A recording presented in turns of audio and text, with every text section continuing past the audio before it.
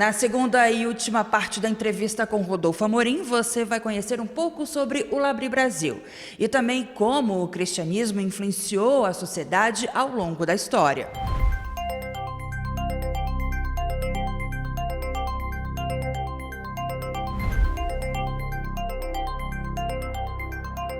O próprio Bento, né, que a gente chama de Bento, que fundou a Ordem Beneditina, ele é um exemplo claro, né? Era um jovem romano que, ao invés de se engajar numa tarefa, se eu não me engano, ele estudou leis e direito, ele procurou fazer isso, construir comunidades alternativas que mantivessem esses tesouros da cultura clássica e da tradição cristã de então, né? A gente está falando de século VII para VIII, esse é o finalzinho ali do colapso do Império Romano, século VI para o VII.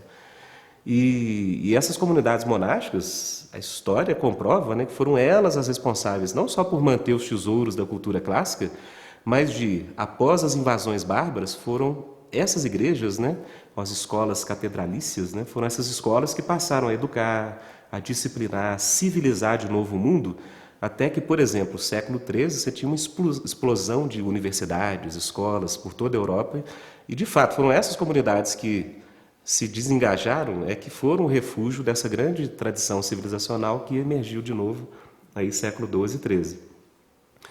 Um exemplo, acho que de uma vitória grande que a igreja teve na história, que teve esses grupos mais alternativos como fonte de inspiração, é o próprio movimento abolicionista, né? Se você vê a história do movimento abolicionista inglês, ela emergiu de um grupo de Quakers e cristãos mais, digamos, que viviam fora dos centros da cultura, mas que abominavam a escravidão, né? E você tinha cristãos que estavam lá no centro, no olho do furacão, né? Como o próprio Wilberforce, que era um aristocrata, ele tinha assento na Casa dos Lordes, né? no parlamento inglês, e queria abandonar tudo para ser pastor. Aí esse grupo, que é chamado Santos de Clapham, eles foram atrás do Wilberforce, levaram um escravo liberto, né, o equiano, e convenceram ele de que, na verdade, naquele momento, o chamado era para lutar contra a escravidão. E é um fato histórico, né? Isso não nos é ensinado nas escolas, mas o fato da Inglaterra proibir o comércio negreiro levou um efeito em cadeia que levou à abolição da escravatura em todos os países, assim, dentro de 70 anos, né? O Brasil foi um deles. Então, assim, era uma comunidade bem alternativa. Algo semelhante hoje, eu dei um exemplo, não é tanto uma comunidade, né? Mas um exemplo interessante de alguém que está completamente engajado na cultura, mas que tem um tipo de refrigério em cristãos que vivem mais à parte de tudo. Um exemplo específico, né, mas que eu gosto de citar, o próprio Bono do U2, né? O U2 é uma banda que, maioria cristã, manteve ali seus princípios, né? E bastante valorizada por isso. E o Bono, principalmente, mas também o The Edge, o Larry Muller, né? O Adam Clayton parece estar convertendo agora. Eles tinham como inspiração de espiritualidade o Eugene Peterson, que era um pastor presbiteriano, mas bem retirado, né? Toda a espiritualidade do Peterson foi forjada numa cabaninha à beira de um lago, numa área remota dos Estados Unidos, né? E certa feita eles falaram: Peterson, você ficou sabendo, cara, que o Bono falou que você é a inspiração para a espiritualidade dele? Ele perguntou: quem que é Bono? Ele nem conhecia o U2. Então, assim, são exemplos simples, né, mas que mostram assim, que é algo recorrente na história. Que, via de regra, a igreja precisa de se retirar de alguma forma desses compromissos com a cultura do momento, para que ela tenha, digamos, um fôlego suficiente e uma vida de espiritualidade mais plena para lançar as pessoas ou dar para as pessoas a capacidade de respirar e voltar para as suas coisas. E o Schaeffer e a Edith, assim, eles viam o Labri muito nesses termos, né? A Edith, ela descrevia o Labri como uma máscara de oxigênio, onde o cristão que está ali no dia a dia, né, está cheio de compromissos, muitas vezes não dá para parar para respirar, que o Labri era um refúgio, né? Não chega a ser um monastério medieval, né, mas é uma espécie de um monastério protestante, e que muitas pessoas vão e realmente encontram força, refrigério, ou até mesmo renovam a visão de como estar presente no meio, né, das coisas do mundo, da sociedade, da cultura.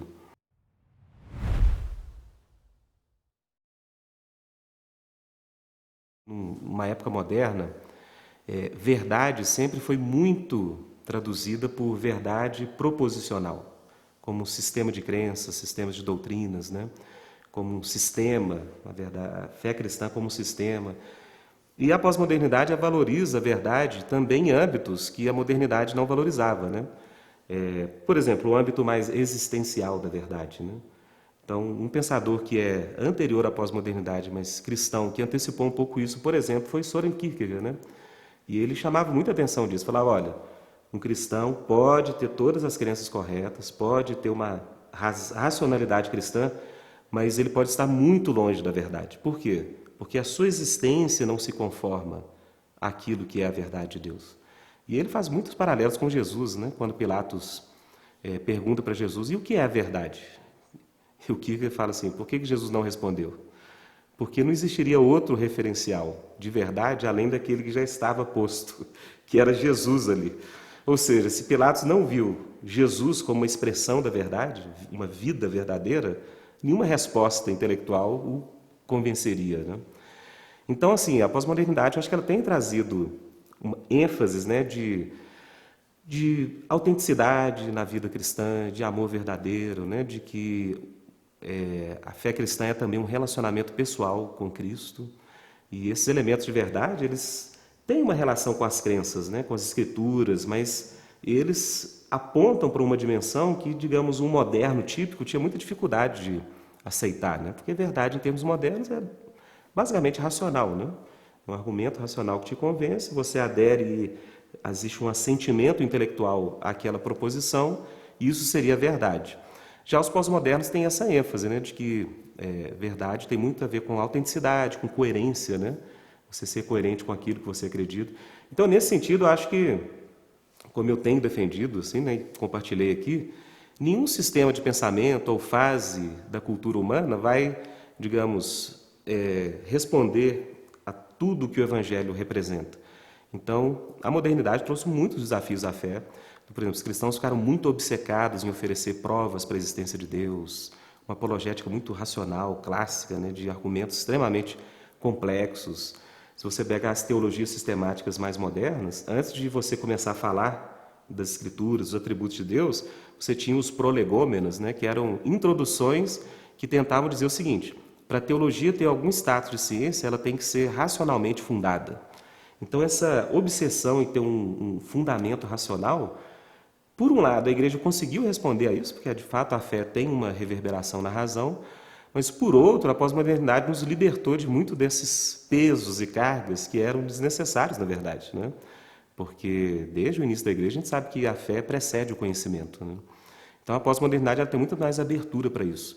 Então acho que em termos de testemunho cristão, isso facilita muito. Em termos até mesmo de penetração da fé cristã na cultura, acho que a modernidade tinha mais resistência organizada a isso do que os pós-modernos. Então, acho que são oportunidades que a pós-modernidade traz, né, em relação a isso. Então, o Labri é uma comunidade que faz parte do ministério fundado por Francis Schaeffer em 55 na Suíça, e o Labri Brasil é parte desse ministério, né? Muitos acham que o Labri Brasil é uma instituição independente. Não. O Labri Brasil, para ele existir e vir à existência, a gente teve que passar por todo um processo de parceria, né, de alianças com o Labri Internacional, a Suíça, Inglaterra, Holanda, para que nós fôssemos autorizados. Então, o Labri hoje é uma rede de organizações cristãs que é uma missão, né, mas que atende a um público muito específico, né? A gente costuma ir percebendo o que o Labri faz. Geralmente, o Labri ele atrai pessoas que ou querem crescer na fé em algum tipo de dimensão ou faceta que, no contexto de igreja, a pessoa não tem tido essa oportunidade, ou de estudar um tópico, ou de ampliar horizontes para a espiritualidade, ou algum tipo de vocação que a pessoa queira explorar. Então, isso é algo que o Labri tem oferecido esse espaço para que isso aconteça. Também tem sido um espaço para pessoas que têm pensado em deixar a fé, então, para cristãos, tanto para crescimento quanto para pessoas que querem, digamos, realmente verificar se a fé cristã faz sentido.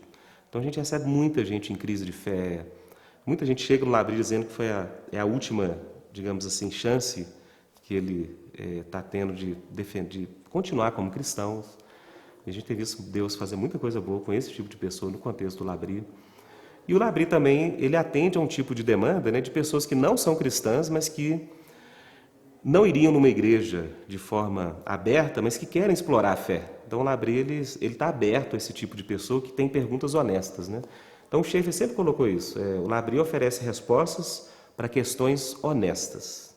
Então se alguém chegar no Labri com questões cínicas, né, querendo na verdade se afastar da verdade ou questionar tudo que o Labri faz, o Labri não é um lugar para essa pessoa, porque é um lugar de hospitalidade. Então, no contexto do Labri, a gente, num espaço físico específico, a gente tenta realmente vivenciar essa realidade do senhorio de Cristo sobre todas as coisas. Então, na forma de praticarmos nossos devocionais, na forma de termos nossas conversas, as tutorias, os encontros pessoais, os estudos, as palestras, a biblioteca. Então, tudo isso é parte de um mesmo propósito, né, que é oferecer um abrigo para pessoas que queiram desenvolver o seu contato com Deus, expandir a sua relação com a fé cristã a partir desses contextos mais específicos.